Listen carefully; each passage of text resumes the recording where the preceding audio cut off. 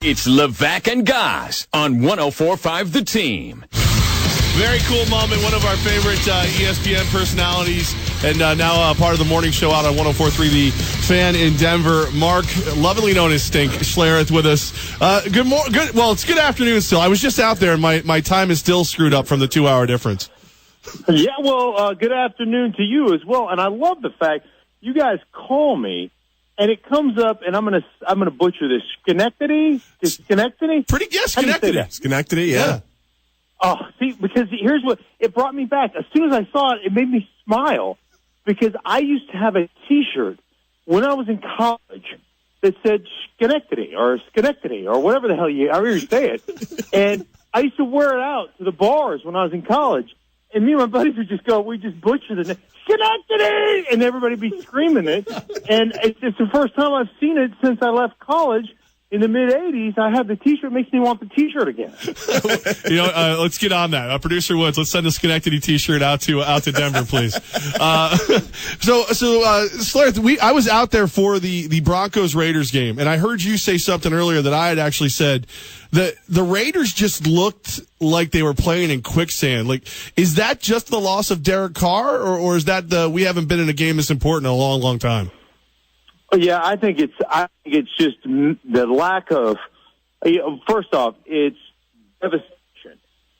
You lose Derek Carr, and there may be no better MVP argument for Derek Carr than the way they played against Denver. You're talking about a football team that flat didn't show up.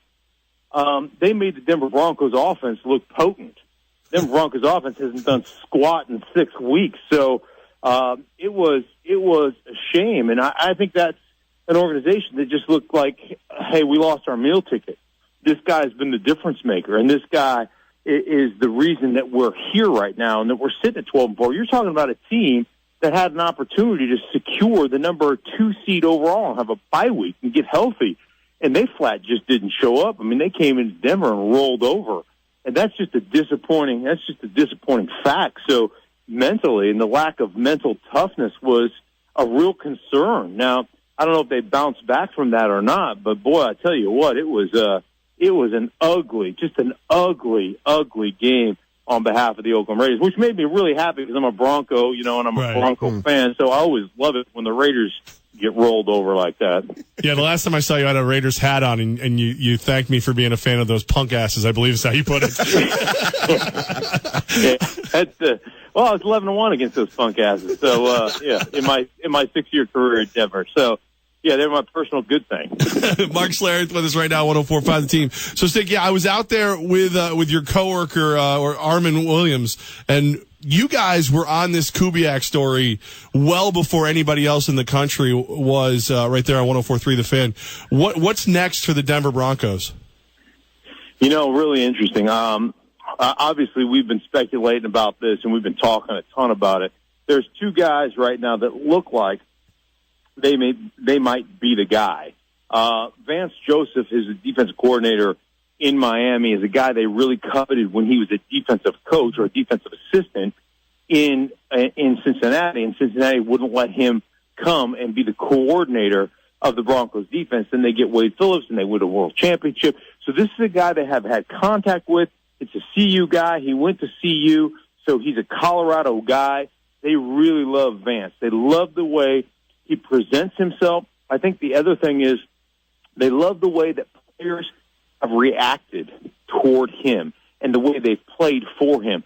So a guy like Ndamukong Suh, who signed a huge contract and is a real questionable guy from the standpoint of the way he played in his first year in Miami, ends up playing really well.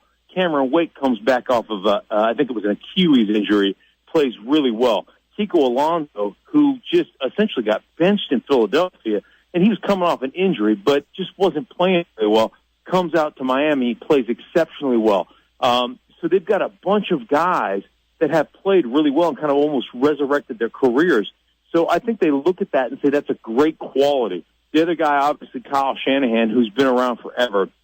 And I think a big factor for the Denver Broncos is how do you assimilate Paxton Lynch, who's behind the 8 ball, into an offense. And I think one of the best things you can do is keep the language as close to identical as possible. Kyle Shanahan runs a lot of the same offensive sets and the same schemes and the same language as Gary Kubiak did, because Gary Kubiak learned it from Mike Shanahan back in the San Francisco days. So I think that from a continuity standpoint, that makes a lot of sense. But those are the two front runners, which means absolutely nothing because, you never know who the dark horse candidate is out there. But that's kind of the direction right now that we're talking about in Denver. We'll see what happens. We opened today's show talking about the Giants and Packers matchup coming up at Lambeau Field, and we talked about the home field advantage, the weather aspect. And I told Levack, I said, one of the things we're going to see out there is the offensive linemen, like Schlereth used to, not wearing long sleeve stuff. They're not going to be rocking the Under Armour. If one of your teammates were to put sleeves on during a cold game, Stink, what would you tell them? A starter or backup? Backup, I would allow it. Okay. Starter, we would ridicule the guy until he went sleeveless. That's just how that works. Like, you're not allowed to be out here. That's ludicrous. You cannot do that. Yeah. I mean, listen, you can Vaseline all over yourself. I've been there. I've been, gotten in trouble for it, been fined. You can do all those things, but you can't wear, no self-respecting offensive lineman wears sleeves.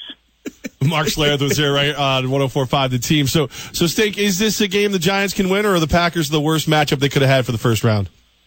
Well, I mean, Aaron Rodgers is playing probably better than anybody on the planet right now. I mean, what he's been doing has just been ridiculous. The Giants certainly have a chance because they're outstanding on the defensive ball.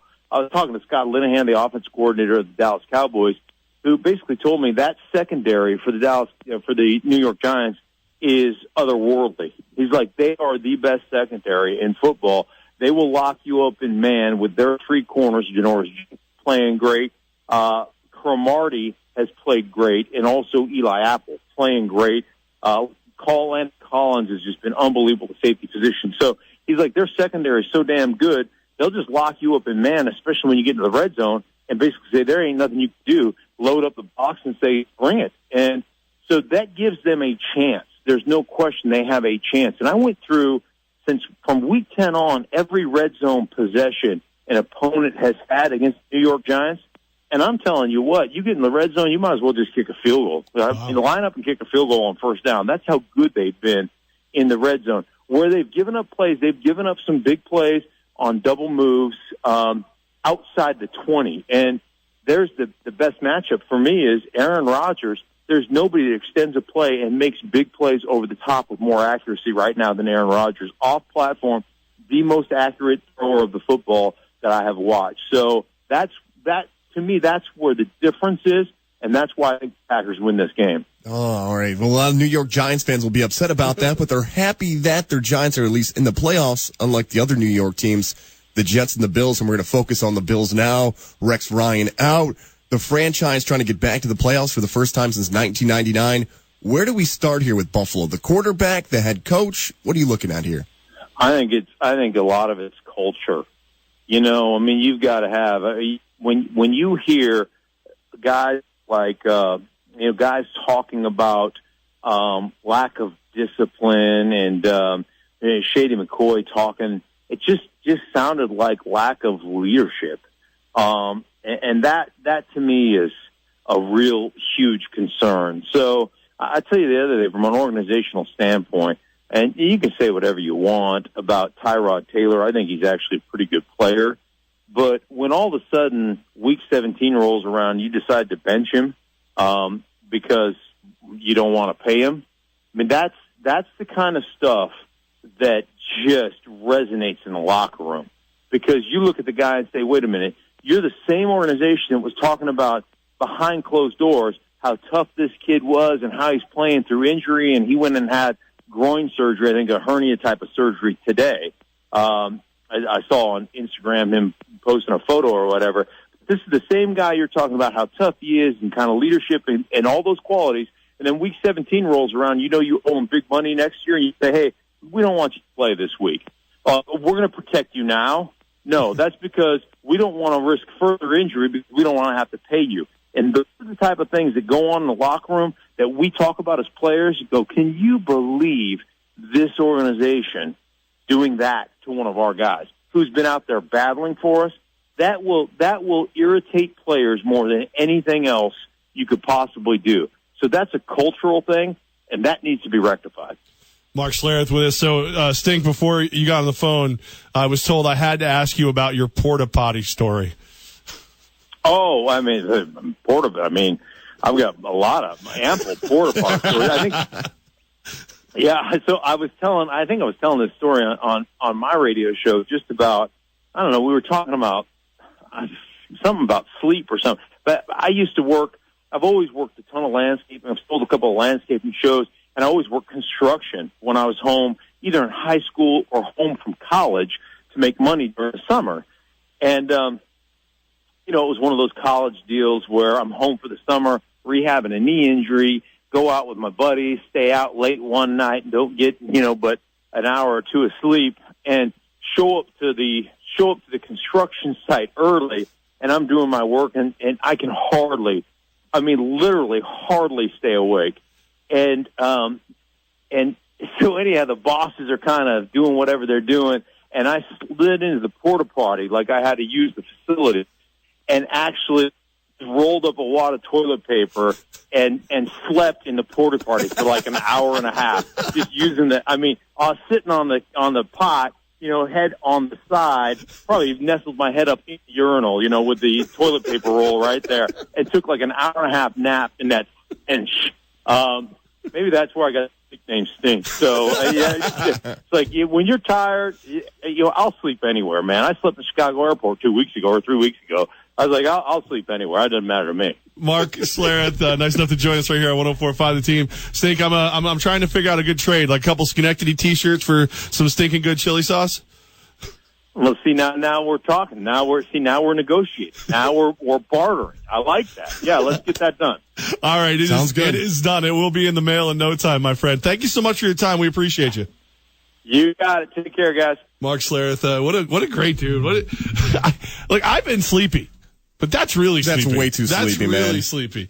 And he always wonders why he gets the nickname Stink. Probably not that. We've heard a different story because of it. There's like three stories. The stink bait is the one that is probably the truest, but I like the one about the football field. I like that most. one too. All right, man. That's cool. What a good guy. Just like I said, nice enough when I was out there, ran into a couple guys and, didn't get to meet him in person out there. I met him at the Super Bowl a year ago. And he said, well, since we didn't get to shake hands, I'll call in. Very cool. Yeah. Very cool stuff there. Hopefully bump into him this year. I might have to go on more trips on the weekend. Who knows what we'll do? Maybe I'll end up in Miami. You'll get your Bieber call that you've been waiting for so long.